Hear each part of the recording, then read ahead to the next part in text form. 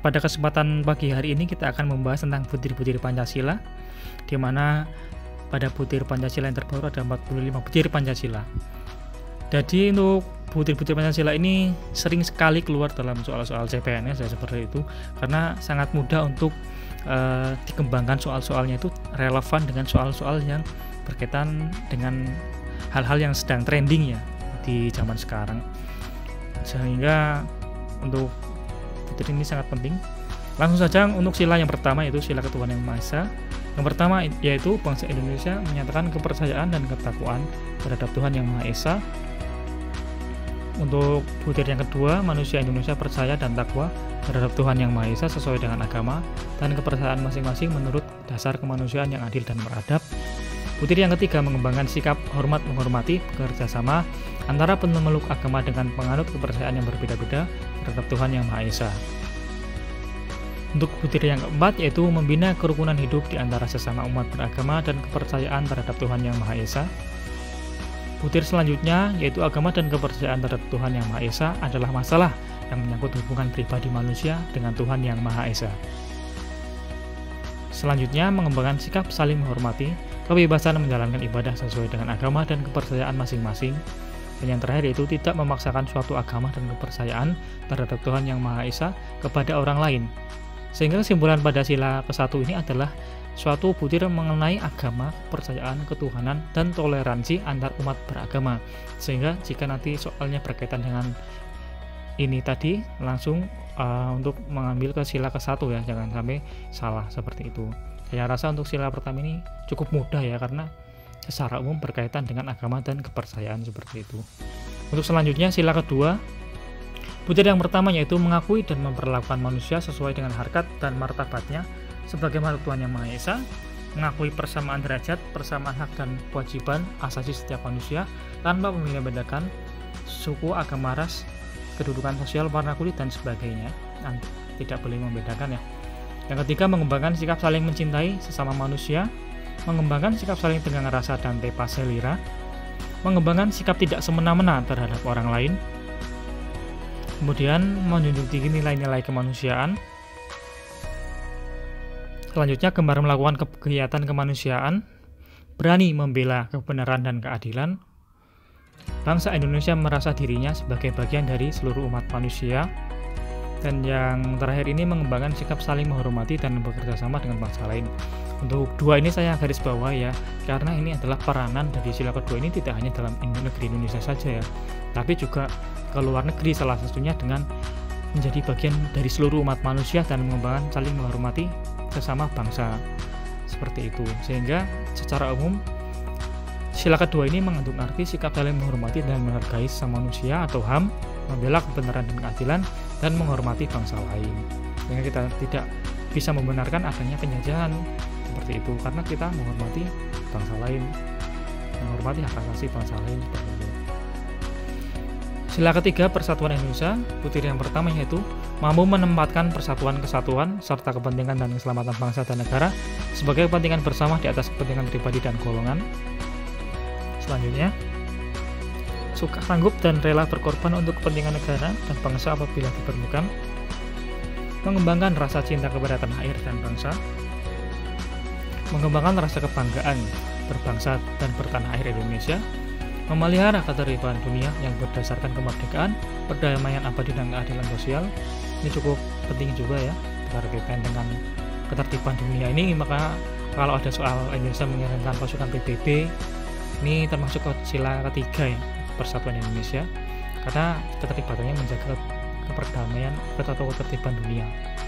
Sehingga harus kita ingat-ingat ya, untuk sila ketiga ini salah satunya mengandung unsur ketertiban dunia. Selanjutnya, mengembangkan persatuan Indonesia atas dasar Bhinneka Tunggal Ika, memajukan pergaulan demi kepentingan bangsa negara tadi.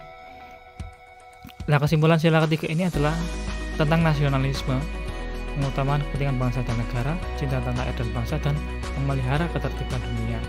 Tadi kalau ada soal berkaitan dengan contohnya pengiriman pasukan PBB, jangan lupa dengan kebalik ya, itu termasuk pengamalan butir sila ketiga.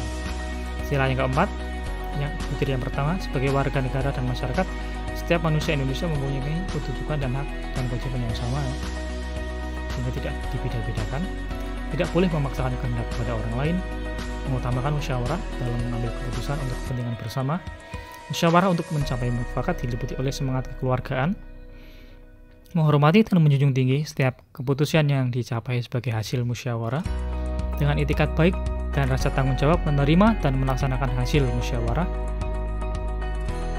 Di dalam musyawarah diutamakan kepentingan bersama di atas kepentingan pribadi dan golongan. Musyawarah dilakukan dengan akal sehat dan sesuai hati nurani yang luhur. Keputusan yang diambil harus dapat dipertanggungjawabkan secara moral kepada Tuhan Yang Maha Esa, menjunjung tinggi harkat dan martabat manusia, nilai-nilai kebenaran dan keadilan, mengutamakan persatuan dan kesatuan demi kepentingan bersama. Dan yang terakhir yaitu memberikan kepercayaan kepada wakil-wakil yang dipercayai untuk melakukan permusyawaratan. Nah, ini saya garis bawahi ya, karena ini cukup unik ya, dan seringkali keluar dalam soal-soal. Karena selain kita bermusyawarah, kita juga harus memberikan kepercayaan ya kepada wakil-wakil yang kita percayai tersebut. Seperti itu ya teman-teman. Untuk sila keempat, untuk kesimpulannya sendiri, sila keempat ini berkaitan dengan demokrasi. Manusia Indonesia mempunyai kedudukan, hak dan kewajiban yang sama, musyawarah mufakat dengan semangat kekeluargaan, dan memberikan kepercayaan kepada wakil rakyat. Seperti itu sih. Jadi selain demokrasi juga harus memberikan kepercayaan ya. Untuk sila kelima sendiri, yang pertama mengembangkan perbuatan yang luhur, mencerminkan sikap dan suasana kekeluargaan dan kegotong royongan, mengembangkan sikap adil terhadap sesama,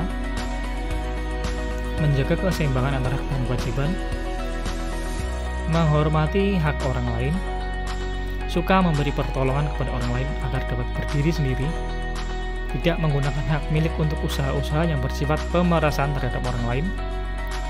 Selanjutnya, tidak menggunakan hak milik untuk hal-hal yang bersifat pemborosan dan gaya hidup mewah, tidak menggunakan hak milik untuk bertentangan dengan atau merugikan kepentingan umum, suka bekerja keras, suka menghargai hasil karya orang lain yang bermanfaat bagi kemajuan dan kesejahteraan bersama, dan juga suka melakukan kegiatan dalam rangka mewujudkan kemajuan yang merata dan berkeadilan sosial.